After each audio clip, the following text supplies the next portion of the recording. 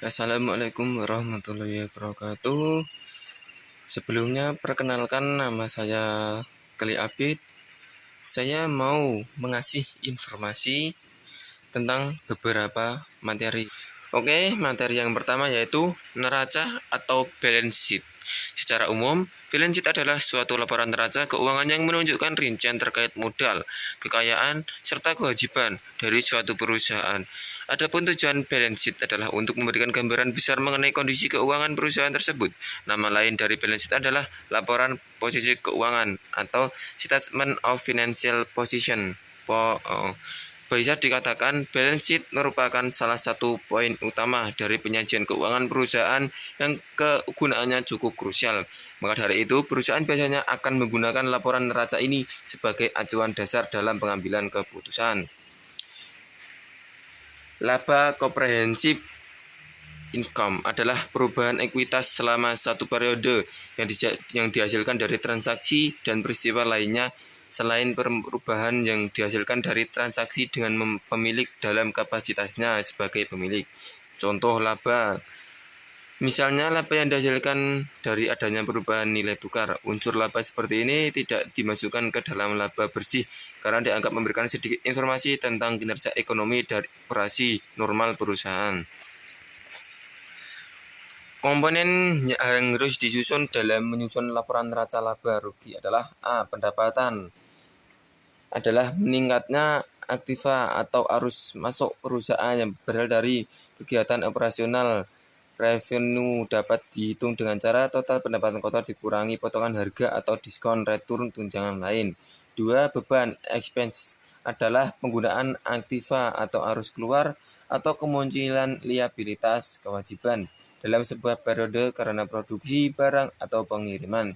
3. Keuntungan profit adalah meningkatnya ekuitas akibat transaksi atau investasi pemilik atau pendapatan. 4. Kerugian atau loss adalah menurunnya ekuitas akibat transaksi atau beban serta pendistribusian kepada pemilik. Oke, sekarang waktunya menghitung laba. Yang pertama, untuk menghitung laba kotor perusahaan adalah laba kotor sama dengan penjualan bersih dikurangi harga pokok penjualan. Yang kedua, untuk menghitung laba usaha adalah laba usaha sama dengan laba kotor dikurangi beban usaha. Yang ketiga, untuk menghitung laba sebelum pajak adalah laba sebelum pajak sama dengan laba usaha plus pendapatan non-usaha dikurangi beban non-usaha. Yang keempat, untuk menghitung laba bersih adalah laba bersih sama dengan laba sebelum pajak dikurangi pajak sebesar 15%. Oke, baiklah, yang materi selanjutnya yaitu analisis perbandingan laporan keuangan, trend and common size. Oke, laporan keuangan. Laporan posisi keuangan atau neraca, Statement on Financial Position atau Balance Sheet. 2. Laporan laba rugi dan penghasilan komprehensif lain, Income Statement and Other Comprehensive Income. 3. Laporan perubahan modal atau Statement of Shareholders Equity. Keempat, laporan arus kas atau Statement of Cash Flows. Selanjutnya, catatan atas laporan keuangan, Notes to the Financial Statement. Nah, laporan keuangan dan aktivitas bisnis ada 3, yaitu planning. Yang utama planning. Selanjutnya itu dibagi menjadi 3, investing, operating, financing. Ini adalah struktur dari laporan keuangan.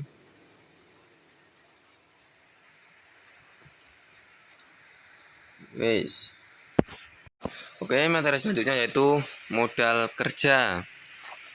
Nah, modal kerja yaitu dana yang diperlukan oleh perusahaan untuk memenuhi kebutuhan operasional perusahaan sehari-hari, seperti pembelian bahan baku, pembayaran upah buruh, membayar hutang, dan lain-lain. Modal perputaran modal kerja. Masa perputaran modal kerja yakni sejak kas ditanamkan pada elemen-elemen modal kerja sehingga menjadi kas kerja lagi adalah kurang dari 1 tahun atau berjangka pendek. Masa perputaran modal kerja. Masa perputaran modal kerja ini menunjukkan tingkat efisiensi penggunaan modal kerja. Semakin cepat masa perputaran modal kerja, semakin efisien penggunaan modal kerja dan tentunya investasi pada modal kerja semakin kecil. Konsep modal kerja ada 3. modal kerja kuantitatif, modal kerja kualitatif. 3. Modal kerja fungsional. Modal kerja kuantitatif yaitu menitik beratkan pada segi kuantitas dana yang tertanam dalam aktiva yang masa perputarannya kurang dari 1 tahun. Modal kerja menurut konsep ini adalah keseluruhan elemen aktiva lancar. Jika oleh karena itu semua elemen aktiva lancar diperhitungkan sebagai modal kerja tanpa memperhatikan kewajiban-kewajiban jangka pendeknya, maka modal kerja ini sering disebut modal kerja bruto atau gross working capital. 2. Modal kerja kualitatif. Pada konsep ini, modal kerja bukan semua aktiva lancar, tetapi telah mempertimbangkan kewajiban-kewajiban yang segera harus dibayar, sehingga dana yang digunakan benar-benar khusus digunakan untuk membiayai operasi perusahaan sehari-hari tanpa khawatir terganggu oleh pembayaran-pembayaran hutang yang segera jatuh tempo. Karena menurut konsep ini, hutang lancar telah dikeluarkan dari perhitungan, sehingga modal kerja merupakan selisih antara aktiva lancar dengan hutang lancarnya. 3. Modal kerja fungsional. Konsep ini lebih menitik beratkan pada fungsi dana dalam menghasilkan penghasilan langsung atau current income. Pengertian modal kerja menurut konsep ini adalah dana yang digunakan oleh perusahaan untuk menghasilkan current income sesuai dengan tujuan didirikannya perusahaan pada satu periode tertentu. Materi selanjutnya yaitu analisis rasio. Pengertian analisis rasio yaitu bentuk atau cara yang umum digunakan dalam analisis laporan finansial. Hasil dan analisis ini merupakan dasar untuk dapat meninterpretasikan kondisi keuangan dan hasil operasi perusahaan. Nah, analisa rasio keuangan fungsi sebagai alat untuk menilai dan menganalisis prestasi operasi organisasi atau perusahaan. 2. Sebagai kerangka kerja perencanaan dan pengendalian keuangan. Untuk manfaatnya yaitu 1. Bagi manajemen perusahaan. 3. Manfaat bagi manajer kredit, manfaat bagi investor, manfaat manajer perusahaan. Nah, rasio dapat dihitung berdasarkan financial statement yang telah tersedia yang terdiri dari balance sheet atau neraca yang menunjukkan posisi finansial perusahaan pada suatu saat, income statement atau rugi laba yang merupakan laporan operasi perusahaan selama periode tertentu. Nah, tujuan dari analisis rasio adalah membantu manajer finansial memahami apa yang perlu dilakukan oleh perusahaan berdasarkan informasi yang tersedia yang sifatnya terbatas berasal dari financial statement. Nah, kegunaan analisis rasio. Analisis rasio pada dasarnya tidak hanya berguna bagi kepentingan intim perusahaan, melainkan juga dari pihak luar. Dalam hal ini adalah calon investor atau kreditur yang akan menanamkan modal mereka dalam perusahaan melalui pasar modal dengan cara membeli saham perusahaan yang go public. Gunaan analisis rasio bagi manajer finansial.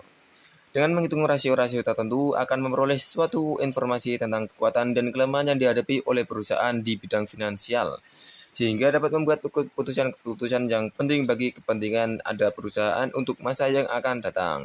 Sedangkan bagi investor atau calon pembeli saham, merupakan bahan pertimbangan apakah menguntungkan untuk membeli saham perusahaan yang bersangkutan atau tidak. Nah, ini adalah macam-macam analisis rasio. Pertama adalah rasio likuiditas, rasio leverage, rasio aktivitas, dan rasio keuntungan.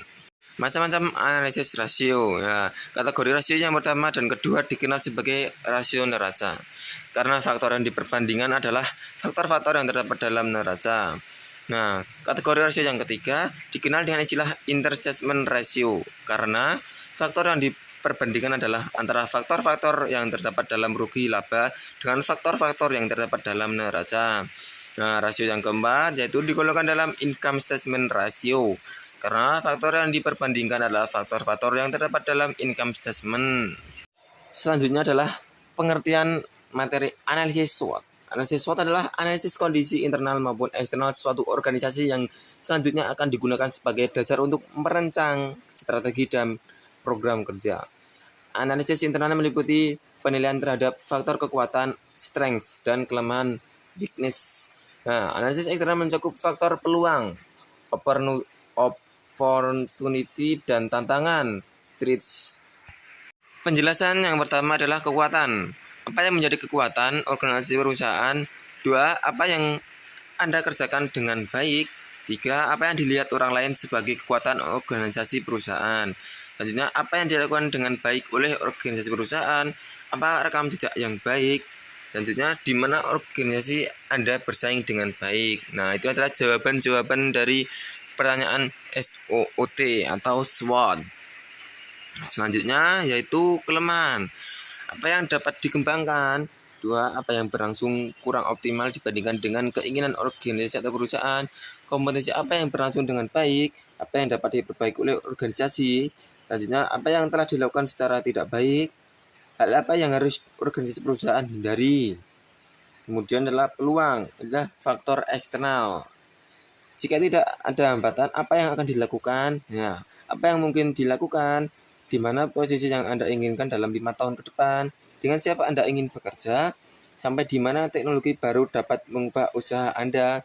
Apakah perubahan finansial pemerintah legislatif dapat menghitung usaha Anda di masa depan? Apa yang akan Anda kerjakan terjadi dalam beberapa tahun yang akan datang? Apa yang dapat menjadi solusi? Ancaman, faktor eksternal. Apa yang menghambat perkembangan usaha Anda? Apa yang dilakukan oleh pesaing Anda? Apakah teknologi perkembangan baru mempengaruhi usaha Anda? Perubahan apa yang akan terjadi? Hambatan seperti apa yang akan Anda hadapi? Dapatkah Anda mengatur pembiayaan jangka pendek dan jangka panjang? Dan terima kasih atas perhatian semua, matur nuwun. Mohon maaf apabila dalam penjelasan saya kurang baik. Saya minta maaf yang sebesar-besarnya. Cukup sekian dan terima kasih. Wassalamualaikum warahmatullahi wabarakatuh.